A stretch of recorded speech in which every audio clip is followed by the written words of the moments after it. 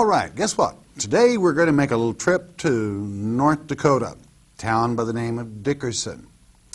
You know, reminiscing is a fantastic thing to study the history of what was. Know what we're going to do? We're going to go to an old railroad station.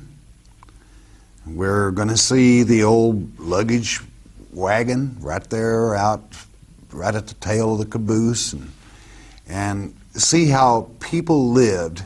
Especially you're going to find that the village we're going to visit was made up basically of the Scandinavian people that settled in North Dakota, strong-hearted people.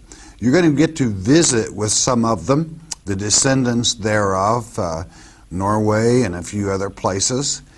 And you're going to see an old schoolhouse, which always takes you back in memory. You're going to see a general store with a built-in post office right in it. That was very common back in that day.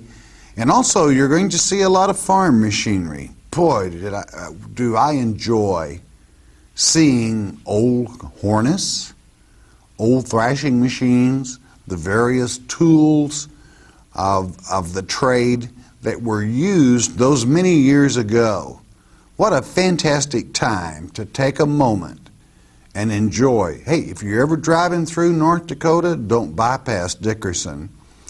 You have grouped in one museum area, both one of the most advanced museums concerning dinosaurs, the remains found in that general area, which is just absolutely rich with ancient remains of the various dinosaurs and other creatures of our fathers that have been found there. And we're also going to meet a very interesting gentleman, Larry Cirrus, and you're going to really enjoy hearing him take us through the museum.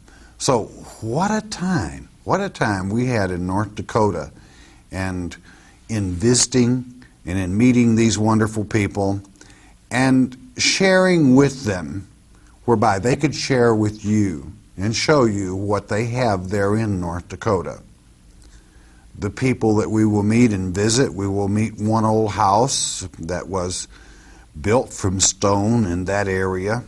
You will see how that in the house, you'll have the parents' bedroom, which was off limits to most of the year to the children who lived in the rest of the house, and then yet the barn built adjacent to that to preserve heat. The animals, even living in the attached barn, we will call it, but still a part of the house to conserve heat and energy for the stock, was one of the very most important stables of being able to survive in that country. You're going to meet some of the offspring of those brave people. I hope you enjoy it. All right, good day to you. Here we are in Starr County, North Dakota. What a fantastic place to visit. I want to introduce you to the officials of the Starr County Historical Society. Thank you for having us, and would you introduce yourselves to the audience? Okay, I'm Dorothy Coling. I'm president of the Starr County Historical Society, and the city that we're in right now is Dickinson, which is located in Starr County. I have with me another official from the society.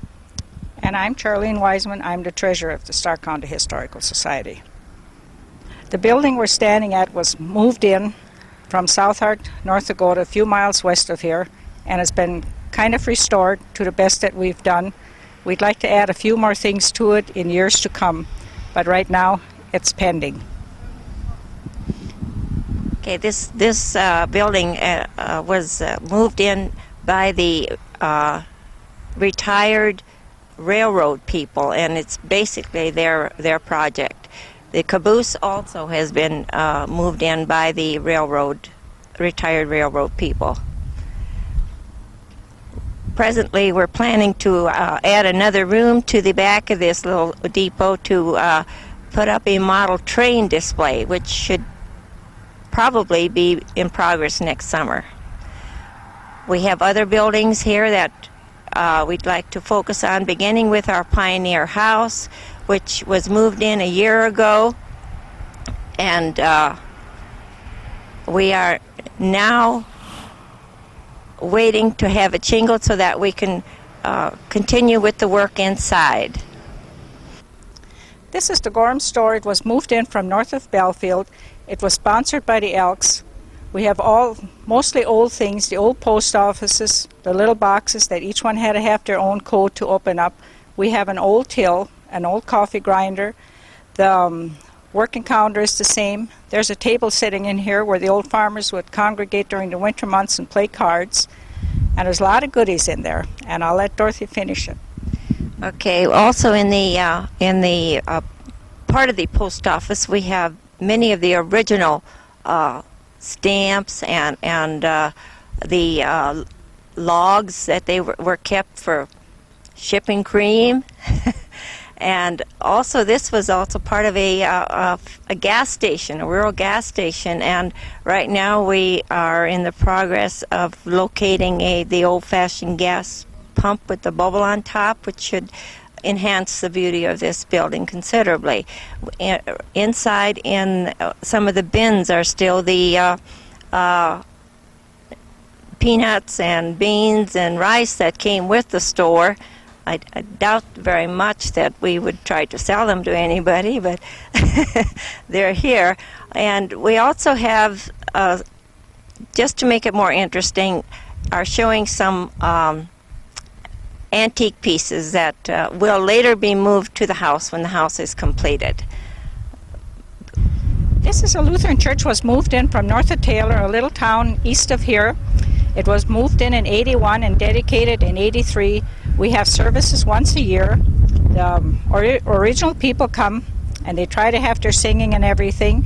And it's the center of attraction when we do tours on the hill here. Everyone seems to love it. Also, this church is made available for weddings. We have had numerous weddings, and it's generally for a very small wedding. And it's become quite a popular church for that purpose. The church was vandalized when it was moved in and had to be restored at considerable cost. If you get some shots of the inside, you'll notice that there's a large, beautiful picture above the altar that was slashed. And fortunately, we had a local artist that was able to repair it, and it's in perfect condition. We would like to mention that that this park was made possible by the city. It was a former landfill, and this was given to us then, and we were able to utilize it for this purpose. We are now in the process of putting in underground sprinklers and doing considerable landscaping, which will beautify this considerably. This school was built in 1909 and it was moved in from south of town. There were 4 rural schools in each township, and this was the last one in Stark County to be open. Just so happens that my husband and 3 children went to this district. And it's very well preserved. We have, looks like the first day of school, we have the assignments on the desk. We have the books on the desks. We have bookshelves, bookcases. The globes are there. And one of our members, Earl Elkins, built a replica of a school from south of town here. We're very proud of this building. This, too, is one of the large attractions for the school groups that come through here. It's hard for them right now to understand that at one time that there were 8 grades taught in this one room, but like everything else we have up here, it gives them a insight into what the pioneer life was like in North Dakota. I'm Elsie Heather. I'm the curator for the immigrant home. The Germans from Russia decided to build a memorial in memory of all ethnic groups that came to this area, whether they be German, Irish, English, Scandinavian, whatever. They sacrificed so much. They stayed, they came, they stayed, and they made this a very beautiful area. We're very proud of our immigrants, our pioneers, so this is in memory of them. And we have furnished it very much as it was when they came. They would bring articles with them, perhaps from Europe. Perhaps they acquired them in the States after they arrived. They followed the railroad to Eureka, South Dakota, and then, of course, to Bismarck and Dickinson, North Dakota, and settled here. And the memorials that are built up here are very fitting for these fine people. This is the main room. The family lived in here, they cooked in here, and they would have this size table, or perhaps a larger table, perhaps chairs all around it, or just benches. The children would possibly sleep in the bed, usually did. There would be, in the corner. The beds were placed in the corner of the great room, as they called it. The parents would sleep in the bedroom of the main room. It was very, very private. Children were not permitted in there. The infants were in there. Children were permitted in at Christmas time, Easter, and if there was a death in the family. Other than that, it was private to the parents. The barn is attached to the building, as they still are in Germany, I believe, and in many areas of Europe. And in this area, they attached the barn to keep the house warm, also to keep the thieves from stealing the horses. The horses were their only source of cultivation and travel. If they didn't have a horse, they possibly would starve to death. They would have to travel great distances. So the horse is very important. There would be a door between the barn and the horse. Later on, a building was attached for cattle, for the hogs, and for the chickens. There would possibly be a staircase up into the attic where they stored the year's supply of seed grain, seed vegetables, all dried vegetables, perhaps several 100 pounds of flour, 100 pounds of sugar, salt, all the commodities, perhaps smoked hams for the winter supply for the people that lived here, because they had a long way to go. In the event of a blizzard, they were well taken care of. They didn't have to worry about commodities because they did have them here. They did grow them and store them for winter use. The cream separator we had to place into the barn. It was not normally in the barn. It was possibly in the entryway as we entered, but due to the fact that this is a public building, we had to, of course, do somewhat moving around. And then you will see the horsehair carriage rope, the horsehair coat, very, very heavy fur coat of a man, and then the black coat in the back with the fur collar was brought in from Russia. I don't quite have the complete story on that, but I understand it was of a lady that wore it as she was fleeing Russia to the United States. And these ranges were absolutely fantastic. They're rather hot in the summertime, but they would fire up the stove with wood, make a very quick fire, heated it very quickly. This area had a shortage of wood, so they would use cow chips or buffalo chips to start the fire quickly, ignite the coal. They would not use coal in the summertime, only the wintertime, during the winter months. However, during the summer months, they would not bake bread in here. They would not cook in here. They would have a summer kitchen, as we do right next to the building. They would eat their main meals there. They did their canning, their preservation of foods, and so forth, to keep this house cool to sleep in. So they had many things going for them. These artifacts, excuse me, in this case, were possibly in many instances brought with them. They could not bring very many things with them. However, they did bring a few niceties with them. They even would bring hard red winter wheat in crocks hidden among their clothes to begin their seeding process here.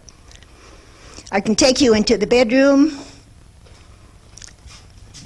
We have many artifacts in here. We have the feather tick. Eventually they raised their own geese and ducks. And the goose feathers, of course, are very, very light. The chicken feathers are a heavy feather. At the very beginning, when they first arrived here, they possibly would have to fill the pillowcases and the mattresses with straw or grass, because it depends on what time of the year they would come. And then eventually, of course, they would get their feathers and make it very soft and very warm. You will see the bed sheet. Those bed sheets are sewed together from flour sacking. They were had to be used in the dirty 30s when there was nothing available other than your flour sacks. So they would take the imprint off and sew the flour sacks together and make some very comfortable sheets. And of course, when they came from Europe, Germany, Scandinavia, wherever, they would bring their articles, artifacts, clothing in a trunk such as we see here. Of course, we're not able to bring very many things with them, but they brought some very nice things. And you see the treadle sewing machine, which is very, very important, as they had to make all of their own clothes. And the prices, when they got here, were very, very reasonable. This building is made with limestone, and it was mined in the Leffer Quarry, which is nearby. It's almost indestructible. Many homes here were built with petrified rock or limestone. They built whatever material was at hand in the area that they came. They would stick the limestones together with mud, straw, and manure. Manure served as a binder, much like a glue. And then it would be plastered with just the mud, lime, and manure, and no straw. Plaster it very, very nicely. And possibly find some pink or green coloring on from the hills, like from the scorias. And then paint the walls with that. And then they would make a lighter and a darker color, or two colors. They'd use a corn cob and would roll the corn cob up and down for different designs, like a wallpaper. So they were very, very self-sufficient. They worked very, very hard. Of course, that's evident as they're still here. And we are very, very proud of them. They set a very good example for us. I'm Marty Bowe from Dickinson, North Dakota, and this is Jenny Myron, also from Dickinson, North Dakota.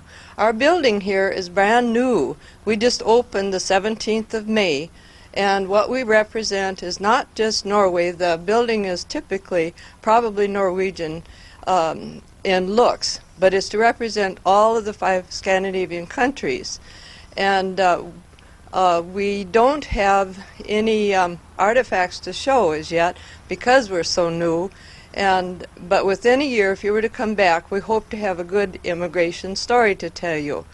The building itself was built in Minnesota by a builder named Don Gaida, and he's a log home builder.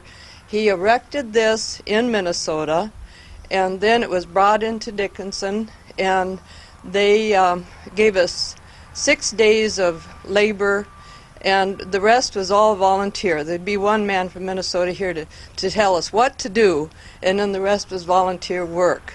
The logs were all numbered, so it was sort of like building Lincoln logs when it arrived here. And we ended up having a wonderful time. We kept the men well fed while the building was being built. The first day we ate outside, right over here. By noon the next day, it was enclosed enough that we could eat inside. And it was raining part of that time, But we just put garbage sacks over those fellows and they just kept working. This building in Norway or the Scandinavian countries, it was called a stabor, and it was a storage house or a loft, and it was primarily meant to be used for storing dry things, and it was up on stilts with a slate floor to prevent rodents. But when Don Gaida designed this for us, we knew we wanted it to be functional, so we put it on the ground so it would be accessible for handicapped people. And the building also in Norway, if you had maybe extra company, you might send the fellows out to the stabor to sleep, because these were not heated, but they were primarily used as storage houses and not for living. And this building has a false top to it, whereas the original ones extended from where you see from either side. That would be the size of the upper floor, whereas this one was designed so that visitors could come up and from either side of the building, and we'll have artifacts on the second floor by next year to tell our immigration story of the 5 different countries. And we have a large troll upstairs that you might want to look at that was carved in Minnesota, because trolls are very much a part of all the Scandinavian countries. We've just had a festival here, and when we were doing our part, we had many good things, and I don't know if the people out there are acquainted with lefse. I guess that's our main thing that people know us by. However, pastries that are made by the Scandinavians are usually made with butter and cream and the things that our ancestors had on hand. Jenny, do you want to add anything to that? I think I will just talk about my what I'm wearing is called a bunad, and in Norway the various regions have different bunads, and mine is from the Stavanger area, which is the southern part of Norway. Both my parents were born in Norway. They came over here and were married after they got over here, but I have been back to visit, and this bunad represents Rogaland, which is the area that Stavanger is in. The jewelry that I'm wearing is from Norway, and it was given to my mother maybe 70 years ago, so it's very precious, and it is authentic. I had this bunad made here, but you can send to an import shop and get the material that is the kind they have in Norway. The apron is Hardanger, which was given to me by my aunt, who was born in Norway, so it too is probably 75 or 80 years old. I just wanted to show you my husband's shirt. I purchased this in Norway, and back many years they had a caste system, and in that time all farmers wore this type of shirt. So if you saw a man wearing this, they made them in red or blue, but you would know that that person was a farmer. But now you can buy them, and they wear them just for fun, and you can even buy them in tiny sizes for little children. The troll, the wood itself comes from an area right here in Dickinson, and it was sort of wondered what to do with these big old trees that had to be taken down. So the people that owned the house, or the area where these trees were being taken out, they somehow had gotten to know this craftsman that does chainsaws, so artist work in Madison, Minnesota. And then they donated the tree to us. And what we tell children are just delighted with it. But we tell them this is what happens when you don't floss and brush. And so that's kind of the story of the troll. But trolls, like I said before, are very much alive in all 5 Scandinavian countries. Each one prides itself with the troll stories. And this fellow was carved by it's also chainsaw made in Wisconsin, Eagle River, Wisconsin. And when we were on a trip, we just decided that it should be very much at home here. We would encourage everyone to come and share this with us. It's well worth your while. You can spend considerable time here. It's a family-oriented facility and something for everyone to enjoy. It's on exit 61 on I-94. Okay, like I mentioned just a little bit ago, we bought this header at an auction sale southeast of Antelope, which is about 35 miles east of Dickinson here. We bought this for $40, and we moved it to one of my neighbor's places close by, and then we started to restore this machine. It was in awfully poor shape because the reels, slats, and the bats were all broken up. We had to buy new bats for that, and a few of the new reel slats, where these bats are bolted on. And we had to replace that screen that's on the back side, to keep the grain from flying back on the ground again. And we also had to look for a different elevator, which we had to do a lot of work on to repair. And also we did a lot of driving around hunting, for gears, because some of the gears were so worn out that we just couldn't use those anymore. And they're usually pulled by either 4 or 6 horses. This side over here, where there's usually 2 horses on this side and 2 horses on this other side. Sometimes you have 3 on each side, it depends upon how soft the ground is.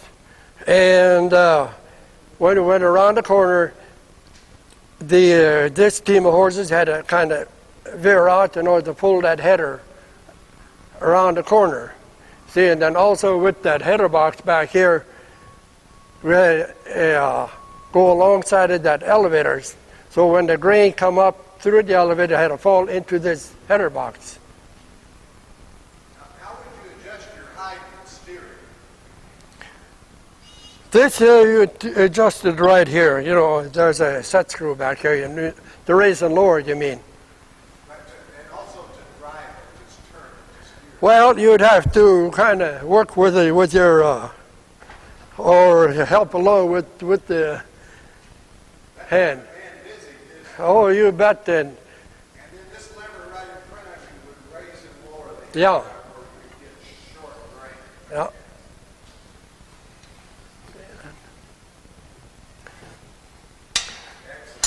So the man that operated this machine, boy, he had his hands full. That's great on that one. I think we got it. Yeah. Okay. Do I shut this off? No, you're okay.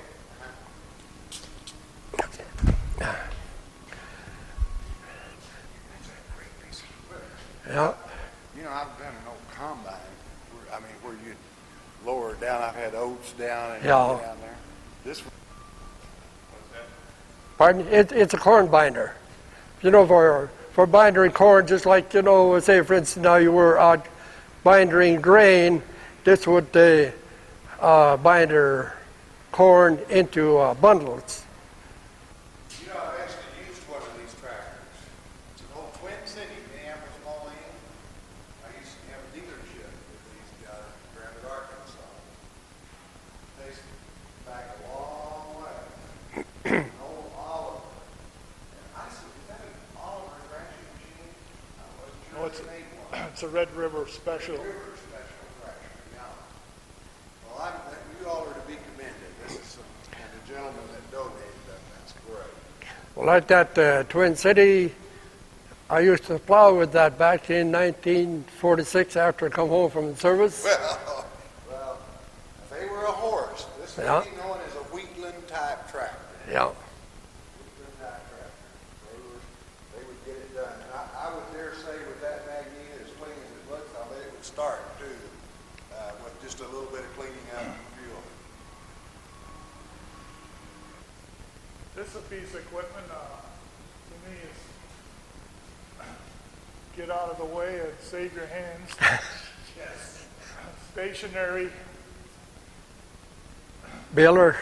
grain baler, wheat baler, or Hay baler, actually. you could pull this up alongside of a stack, or if you had, it was stationary, you'd have to bring it to it. The motor would be sitting in here, but we don't have that. But, this would give you an idea.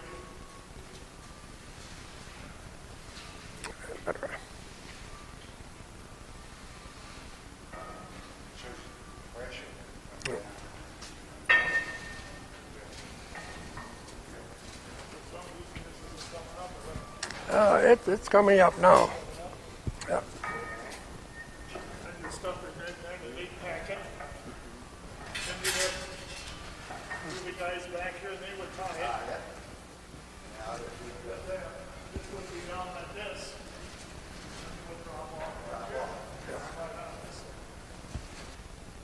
This scraper probably appears to be in pretty bad shape, and it's a reason for it.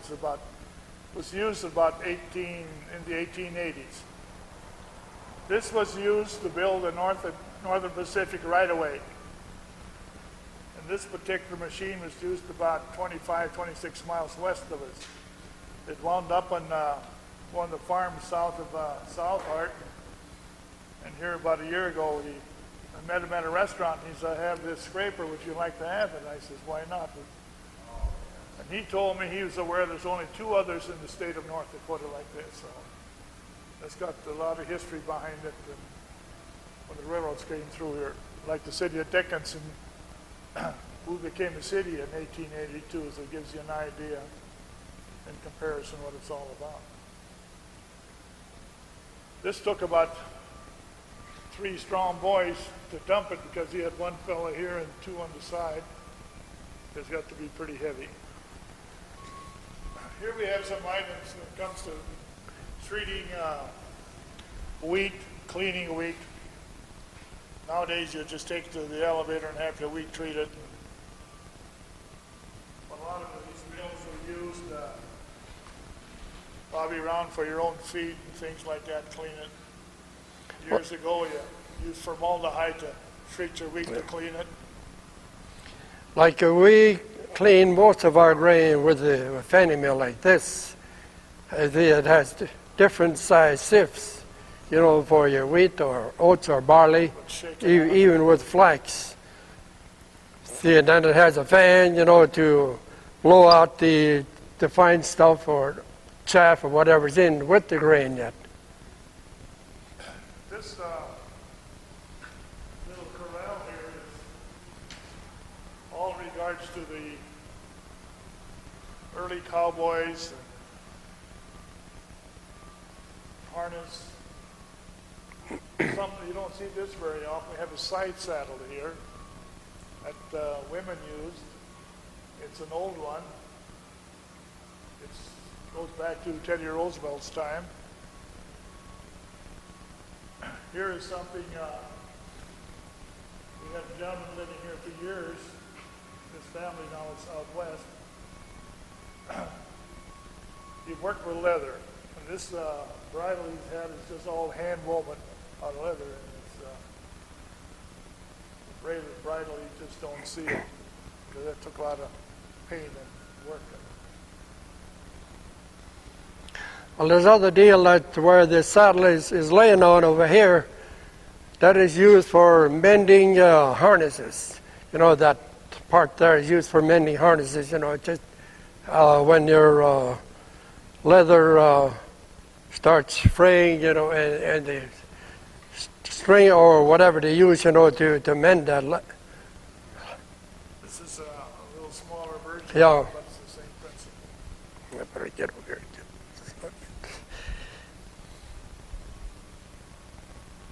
Over and behind us here we have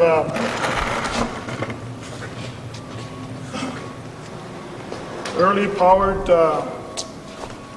Milk machine? milk machine, power driven, and until the cattle got used to it, the cows got used to it, this would be rather noisy with a little pump behind you. This buggy here is a 105-year-old buggy. Was given to the Stark County Historical Society, I would say probably 5-6 weeks ago, from a lady who lived in California, now lives in Mesa, Arizona. She bought it at an auction sale here about 2-3 years ago and showed up this summer to visit. And walked in one day and says, I'd like to donate that buggy. 10 o'clock in the morning, here she was with the buggy. The point I bring that up is this. In order to accumulate what we have here, you have to have the cooperation from your community. And that's how this is building. And we had quite a bit of debate on this building, what size to build. We finally won up the idea, 60 by 100. But I'm willing to bet somebody a good $5 gold piece or something like that, that within another 5-10 years, we wish we'd have went another 60 feet. That's We're right. getting a lot of people, especially when we have our fall festival, things like that. I've got this, would you like it? Sometimes we're not duplication, but it's building and we're growing, and this whole complex had the addition of the dyno, which is unbelievable how that went. We had the stabur from the Scandinavians. We got the home now that's being done by next year. And by next summer, we'll have underground sprinkling and green grass all the way to the top of the hill, with sidewalks running through the whole complex. I'm one that feels so proud of our accomplishments that I think we'll have one of the nicest attractions in the state of North Dakota by next fall. Well, you certainly have a good start, I'll tell you for sure. And we have some more rumblings going on about additional buildings, and we just hope it all happens. This photo here, what we see here is Teddy Roosevelt's Elkhorn Ranch, the Medora Badlands, going back to 1885. Now, Teddy Roosevelt, also known as Four Eyes, came into this area in the early 1880s for health reasons, and liked it so much they got into the cattle business. What we have here now is his ranch. In fact, the ranch house is on display over at Medora as you enter the park. This was given to the Stark County Historical Society by the Medora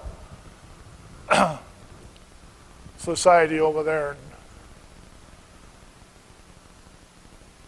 And it's about 15 miles original ranch north of Medora. In other words, there is a state park with this ranch house on display. Well, it's the Teddy Roosevelt National Park. That's what we have over there, and it's at the entrance where you go through the park. And they might as well give Medora a little plug. They have that outdoor theater every summer, and this all goes back, and it's called Bully Bully, and that's some of the expressions that Teddy used when he was a young man. And he came back after he had been in office a few times, and he loved it. At that particular time, there's another gentleman, is a Frenchman, Marquis de Morse, tried to establish a cattle industry where they slaughtered the cattle out here and shipped the finished product instead of sending the cattle and the finished product back. But they had a big fire and it failed, and so that's history for you, and it's a big drawing card. I would like to recommend that sometime that people come out and see that outdoor theater. It seats about 3,000 people. And I don't know how many $1 million get in, but it surprises everybody. It's an amphitheater. You sit down in a ravine, and it's really something to see. They draw, I would say, average probably 2,000, 2,500 people a night, beginning the first week in June until Labor Day. So it's quite an attraction, a drawing card for us, too. We work hand in hand, you might say. I'd like to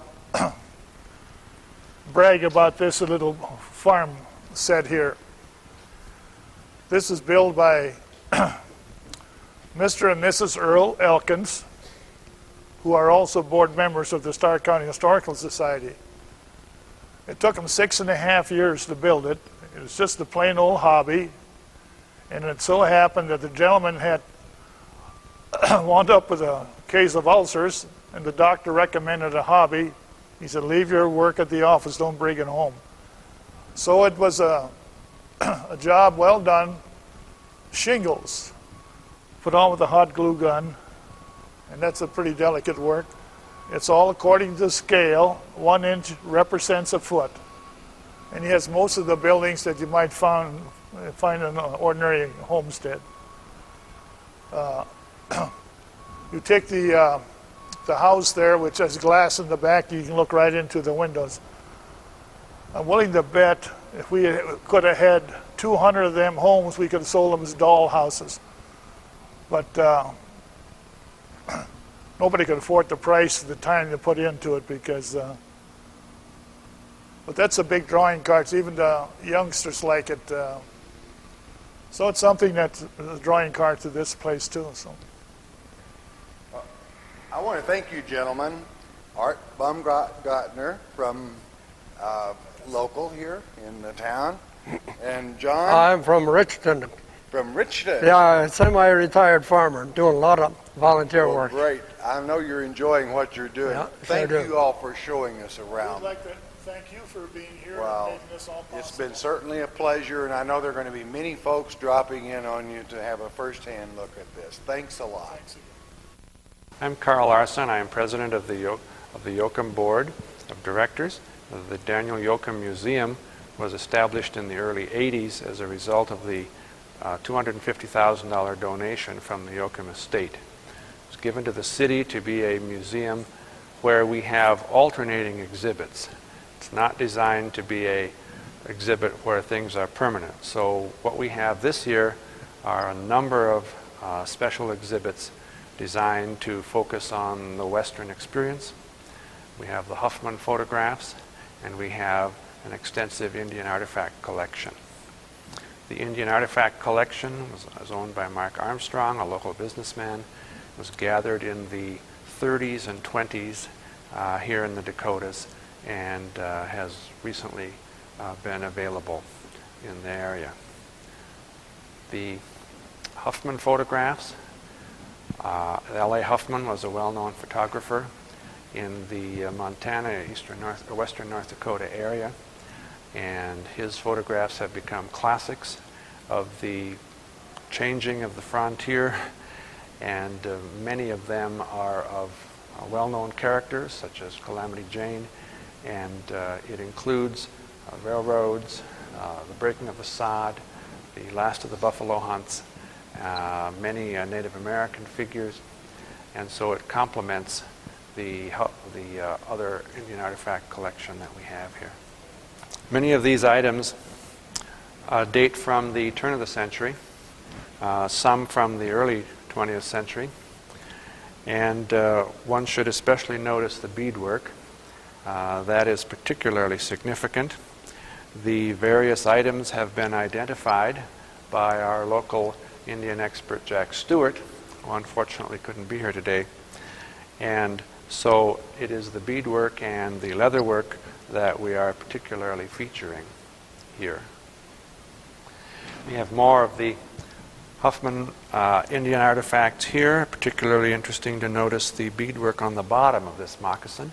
Many moccasins don't have that, but this is a burial moccasin, and so it has the beadwork across the bottom as well.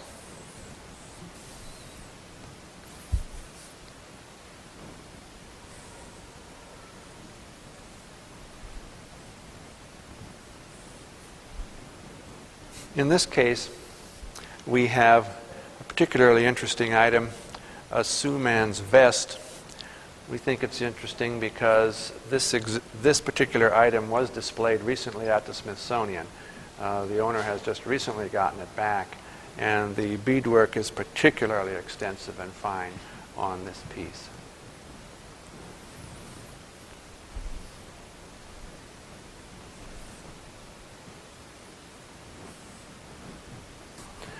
These mortar and pestle items are again part of the Armstrong collection, and many have been astonished at the size of some of these items. We also have over here various Native American axes and other grinding items.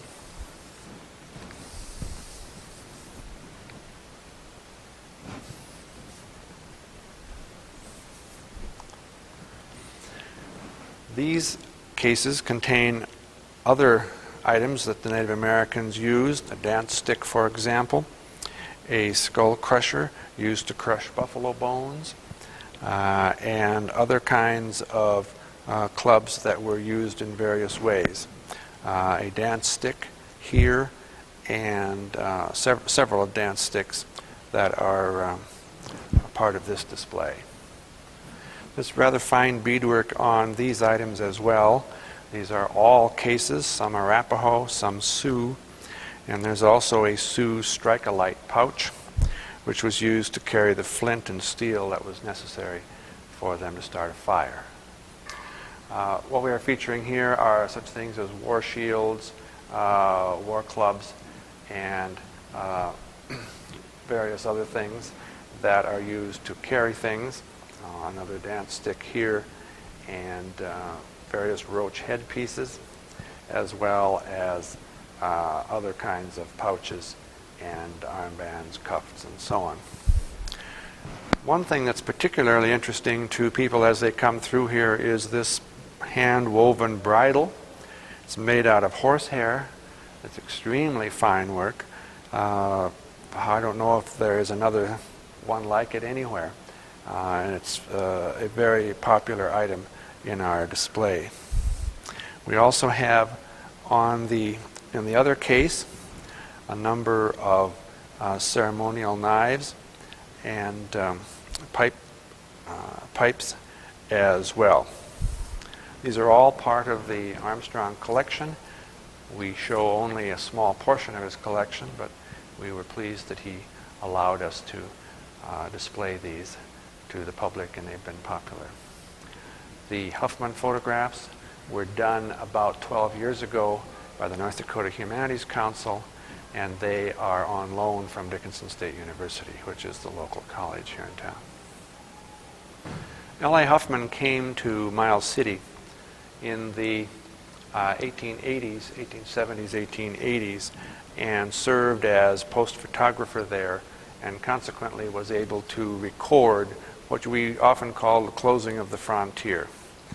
And that included, of course, the arrival of the railroad, the breaking of the sod, and the final hunting, including the buffalo hunts that were still going on at that time but did not last for all that many more years. Because Mr. Huffman was a well-known photographer, we have also featured some early cameras which recently came to us. They were part of the Osborne studio collection here. The Osborne family was in the photography business in Dickinson from 1897 until the 1970s. It was a three-generational operation, and some of these cameras date back to the 1890s. Over here we have other illustrations. Particularly famous Huffman photograph is this one, After the Chase, or Going to the Roundup, and the others, as one moves along, record more of the passing of the frontier. This is a photograph of Daniel Jochum, who gave the money to make this museum possible. The other museum, the Dakota Dinosaur Museum, then was added on to this building last year and opened, of course, this spring. So we are pleased to have such a varied complex now to offer to the public. In the Osborne room, we are honoring the Osborne family as pioneer photographers. Lawton Osborne still lives in Dickinson and has donated many things to us. His father, A.J. Josh Osborne, founded the studio in 1897, and Lawton's son, Lawton Jr., has also been a photographer And so many of the photographs in this room and in other exhibits that we sometimes display are from the Osborne collection. Because we are west of the river and often thought of as cowboy country, we have featured in this room a number of the early cowboys, people who often drove up cattle from Texas on the long trail rides, and the cattle then arrived with them where they were running the Dakotas in the 1880s.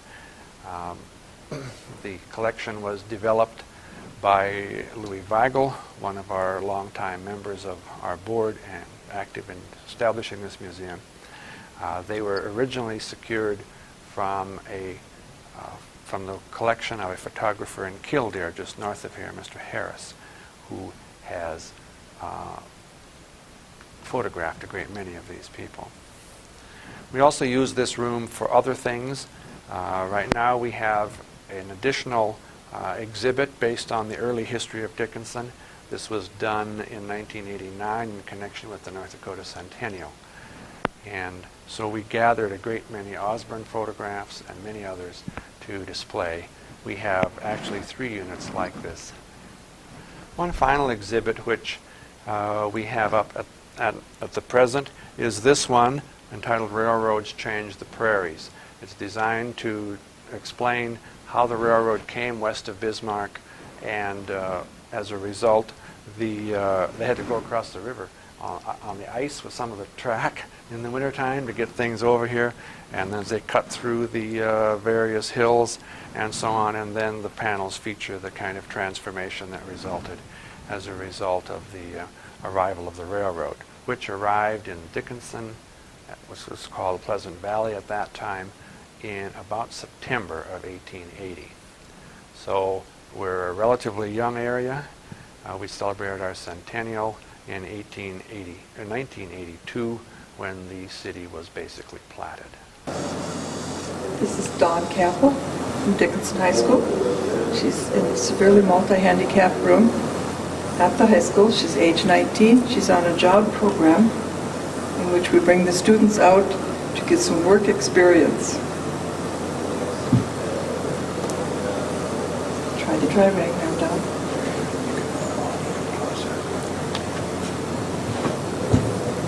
Dawn will be working for 1 hour every day and gaining some work skills. Back and forth.